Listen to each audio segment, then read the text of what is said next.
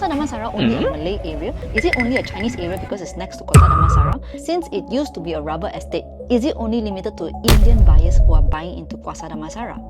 Everyone talks about growth, but very less people would talk about risk. In my previous video, I shared, would I buy Kwasa Damansara if I have my own money to buy it? But now, I'm going to share you in this video what would be the main reason to stop me from buying properties in Kwasa Damansara area itself. My name is Sisi and welcome to Sisi Properties channel. Kwasa Damansara is easily the most talked about mega township in the Klang Valley right now. A massive 2,300 acres of prime land backed directly by EPF or KWSP. For years, it felt like a quiet waiting game. But with the recent opening of Urban Eats, a retail shop nearby to KWSP, and the completion of Menara KWSP itself, along with Tier 1 developers like YTL, MRCB, Exim and LBS launching projects like Fire, the momentum has officially hit overdrive. But behind the shiny master plan, there's always risk involved because every pros will also have its own cons. So that is why we are talking about a hidden structural risk that will catch short-term buyers off guard. Today, I'm breaking down the exact history of how this Rubber Research Institute, RRI, become a new township, exposing the real risk and answering the top 10 most critical questions property buyers are asking me before they enter into Kwasa Damansara. Because let's be honest, Kwasa Land and Kwasa Damansara is not for everyone to buy. I would like to start off with a burning question a lot of my buyers ask me. Kwasa Damansara is owned by who? And what is the history of this land?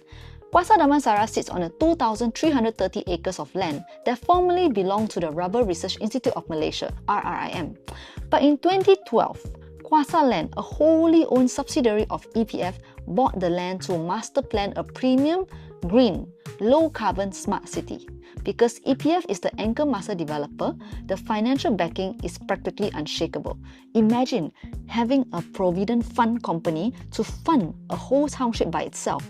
Fully owned by it, they have full autonomy of this township, but at the same time, they are able to control what are the elements being inside this township. This is the power of Kwasa Damansara itself. So definitely there will be risk involved. But if you're looking at the risk is actually being transferred being to EPF itself. That's why if you're concerned on the risk of Kwasa Land, you can take note that the holder or the main owner of Kwasa Land is actually owned by KWSP now, not by RRIM anymore. And because the concern of the soil, because they used to be a rubber estate, developers have actually done deep piling rather than relying on shallow foundation, high-rise building and even modern landed home. They typically use deep concrete piling that anchors into bedrock. So soil stabilization and modern engineering to suit the geographical profile of the site has been done throughout the years. That is why you may have heard land acquisition has started since 2011. But why until 2024 or 2025 only there is new launches? Because land and soil stabilization and tests need to be done for a few years before they can actually kick off any construction progress and get approvals. Next one, the second question actually will be, which local council governs Kwasa Damansara? Is it under Selangor, KL, or is it under PJ, Shah Alam or Sungai Buloh? Which jurisdiction is involved in managing Kwasa Damansara? This is a good question and interesting one because it's a unique one that buyers overlook. The township is actually split between two local councils. About 1,650 acres falls under MBPJ, which is Majlis Bandaraya Petaling Jaya on the west side, while roughly the balance 678 acres falls under MBSA, which is Majlis Bandaraya Shah Alam.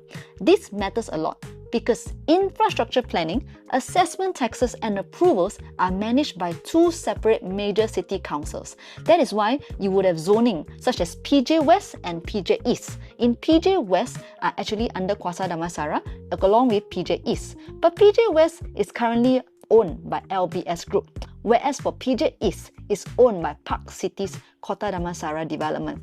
That is why currently you can hear there are these two new launches in these two areas. But you can also take note, there's another developer called Serene Kwasa Damansara that will also be launching landed home series by Impiana Land, also located in between the PJ West and PJ East area. As you understand, the zoning is part of Shah Alam and also part of PJ. The next question a buyers often ask me are whether it is freehold or leasehold for Kwasa Damansara. This is actually a mix of both. While some parcels are awarded Tier 1 developers, they are mainly commercial and residential leasehold. There are also huge upcoming sections, like the newly acquired 192 acres plot by LBS. They are actually freehold. So you have to take note of different zoning and the parts of areas in Kwasa Land itself, whether it's freehold or leasehold, because most of the developments are actually leasehold right now that are being launched, but there are also parcels of land which are freehold. Whenever there's a new element of township, there's always a mix of diversity of community too. So the next question other buyers will ask me too, is this Kwasa Damansara township consisting of 40% affordable housing? Unfortunately and fortunately, yes. And this brings us closer to the risk we need to talk about. Kwasa Land has mandated that roughly 10,000 out of the 20,000 projected residential units will be dedicated to affordable housing, such as the Rumah Idaman Kwasa Damansara series. This is fantastic for inclusivity. But for open market investors, you need to know exactly where your premium block sits in relation to high density zones to protect your future rental yields. For example, projects like Di Nuri by Exim and Idaman by Gagasan Nadi Cergas, they are mainly affordable housing. So you need to take note which part of Kwasa Damansara they'll be launching the affordable housing and which part is part of open market houses, so you can actually decide whether you want to invest and what is surrounding your community and also the amenities surrounding it. As some of you all may pass by Kwasa Damansara yourselves, you may notice the area is actually quite empty at the moment, but a lot of constructions are happening. So a lot of people may also wonder, what's the infrastructure in Kwasa Damansara like right now and in the future? This is Kwasa Damansara's absolute power. It's one of the only townships in Malaysia, anchored by two massive MRT1, including with MRT2 station, which is Kwasa Damansara and Kwasa Central, linking you directly to both the Putrajaya line and the Kajang line.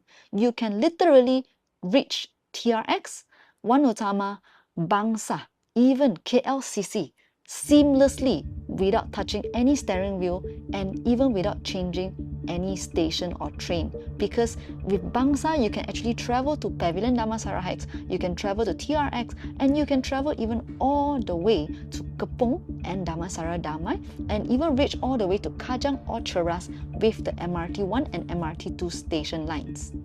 As we talk about public transport connectivity, we're going to talk about also what are the major highways that are connected to this area if you're someone who rarely explore the place itself.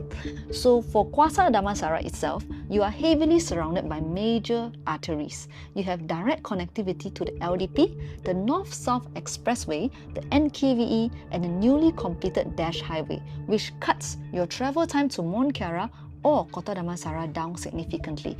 I've tried travelling myself before. On average, let's say if I'm coming from Bandar Utama or One Utama, travelling to Kwasa Damansara's MRT station, I put Kwasa Central as a pinpoint, it takes me about 15 minutes. Maybe during the jam or peak hours can take up to half an hour or 45 minutes, but because of the many traffic lights available. However, if you're someone who is concerned about toll, travelling from One Utama or Bandar Utama itself all the way to Kwasa Damansara doesn't require toll if you choose to go through Kota Damansara side.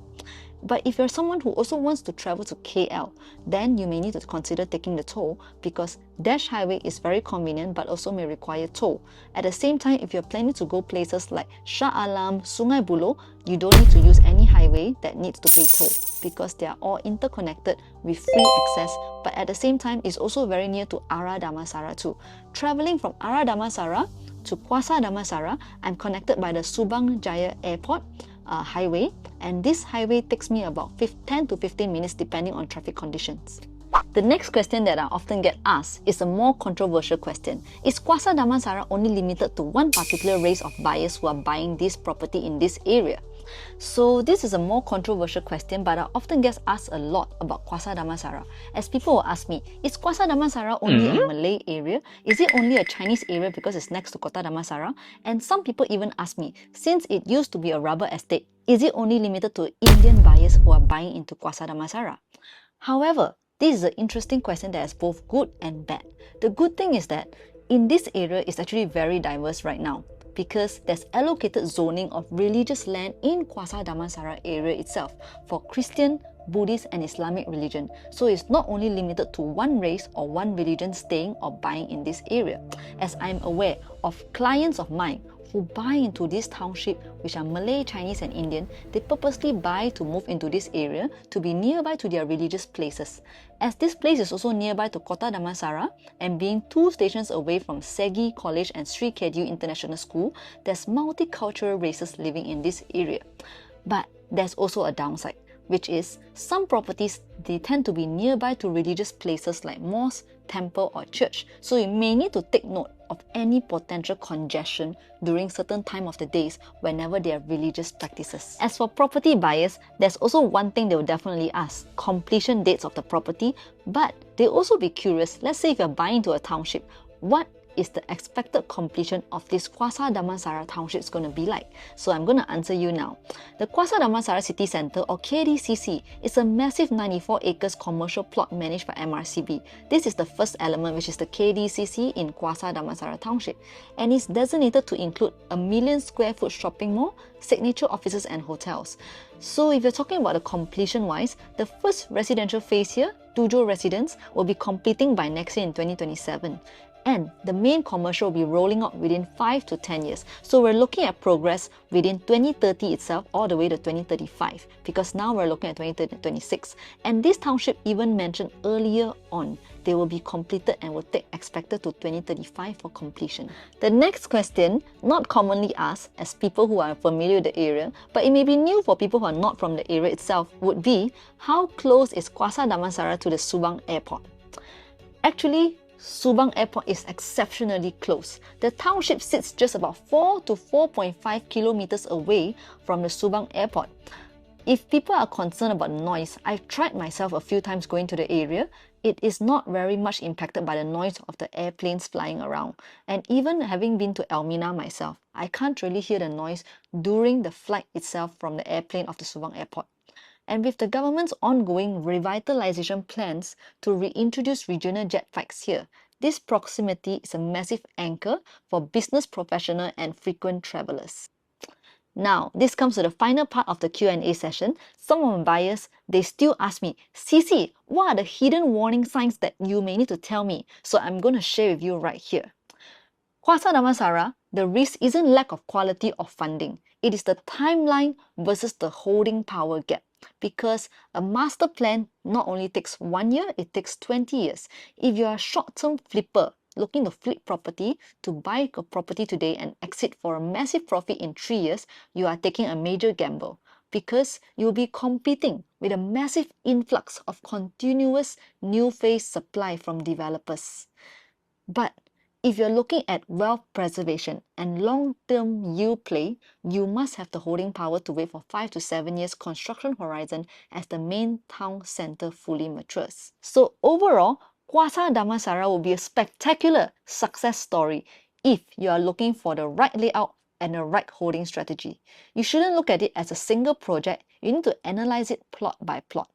Because our team, we fully monitor and we take up and focus a lot of Kwasa Damansara properties, I have prepared for all of my buyer comparison of Kwasa Damansara projects, including the connectivity to public transport and accessibility, including the units density as well. So if you're someone who are looking into new townships, public transport, or even properties not only in Kwasa Damansara, but in other areas of KL or Selangor, you may DM me. I can share you a lot more info about properties in the market right now. So if you want a free copy to review before making your next move, click the link in my description below using my WhatsApp, and you can WhatsApp the keyword Kwasa. Let's build your long-term portfolio with real data, not hype. My name is Sisi, and I'll see you in the next video explaining not only Kwasa and other properties as well. Bye-bye!